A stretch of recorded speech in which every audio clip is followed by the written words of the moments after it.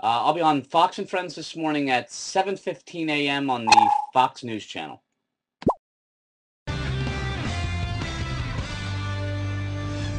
Well, they say they wanted change, and they got it. In 170 days, President Obama has spent hundreds of billions of dollars in bailouts to the auto and financial industries, not to mention the $787 billion stimulus package that doesn't appear to be working thus far.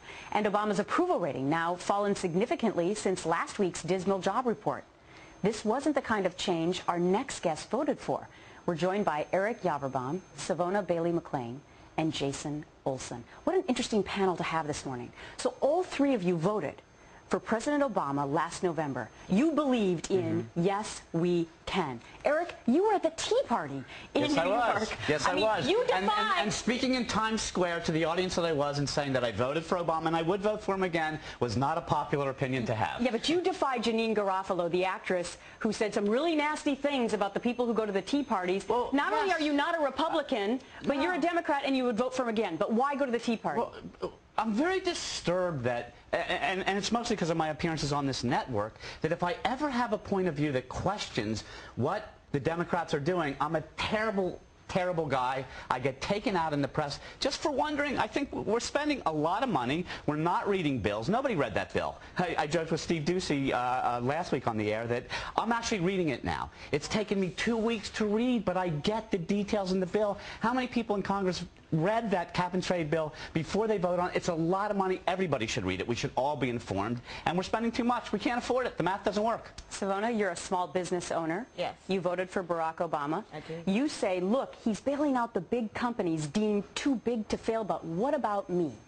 I think that small businesses need more money directly. It shouldn't be coming through the government. It should come to us directly. We employ more people. We create more jobs.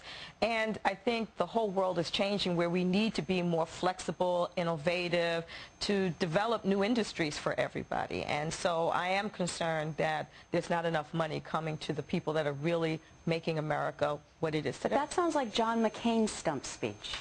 He was an advocate for the small business owner. Did you like what he said, or you liked what Barack Obama said? I thought John McCain was just saying what needed to be said to get votes. I'm going to be honest about that. But I think Barack Obama is very smart, and he's trying to do the best he can. The only thing is he feels it has to be done through government. And I think there should be more of a government-private partnership, and the private sector needs the money more directly. Jason, I got to get you in here because you're the independent voice. By all accounts, the independents made Barack Obama president. Absolutely. You've changed your tune. I still would vote for Obama today. I mean, here's where I think I have the most concern is that, you know, 19 million independents in America, just like me, voted for Obama. We voted for change, but we didn't do so to become Democrats. We did so as independents because we thought it was the best course for the country. The concerns that I have now are not so much related to Obama, but what are the Democrats in Congress going to add to the spending bill to pay off special interests and you know, the party power brokers, basically. Right, so spending is what you all do not like, and we've seen that resulting now in the poll numbers. Stick around, please, because lots of talk about that second stimulus. There are talks about a second stimulus package now, but can we afford to go there, and is it a good idea? We're back with Eric Yaverbaum, Savona Bailey-McClain, and Jason Olson. All right, so Eric, we're discussing in the break that you say, let's just hold our horses here a little bit and see if the first stimulus plan works. By the way, only 10% of that money has gone into the economy. You don't want a second stimulus plan. Well, no, I just want to understand the first one first. It's a lot of money. We're talking about major money. And by the way, it's our money, which is why everybody should be interested. And as we were discussing, well, only 10% of it has even gotten where it's supposed to go. Reality 101, that's how long it takes. So it's going to take time for it all to come into the system. But what's the rush to spend more money before we know if it worked the first time? Because I think a lot of people are thinking, I don't know, I'm not so sure this is a good idea. And it's going to be a bad one to judge in retrospect if it's not. And Jason, you would know. You've been laid off twice in just the last year. You are looking for employment. Maybe the last thing that you think is a good idea is to spend more of our taxpayer dollars. Well, I don't know. I mean, I think everybody's crystal ball is kind of broken right now. It's very difficult to tell. I think this is maybe a once-in-a-100-year economic cycle that we're in. What I'm looking for is leadership. Certainly, I don't see much coming out of the Republican Party. I don't see much coming out of the Democrats in Congress. The only person I really see providing any leadership whatsoever right now is Barack Obama. Of course, I have concerns and questions about what's going on, but you know, somebody's got to do something. We've been bereft of leadership for the last 8 years, or maybe in the last 12 or 16 years. What are we going to do? But your vote for stimulus 2 would be?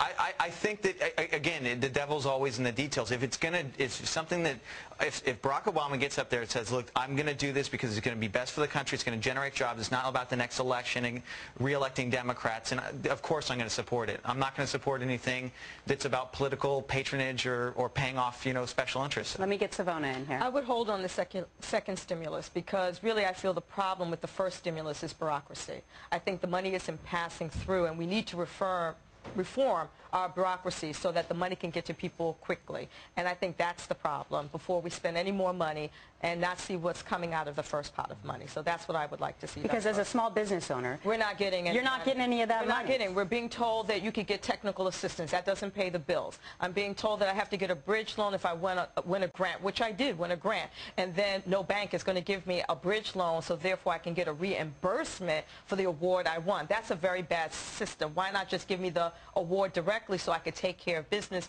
move things along, employ people, get things done? And I think that is the problem. It's the bureaucracy, and it's really kind of tiered because each state does it differently. Right. So there should be something across the board that can help people more quickly. Thank you very much to the panel. Eric, let me know when you finish reading the cap and trade bill. I'll be done tonight. Last 200 pages. I don't know if anyone's read them. Pass it along.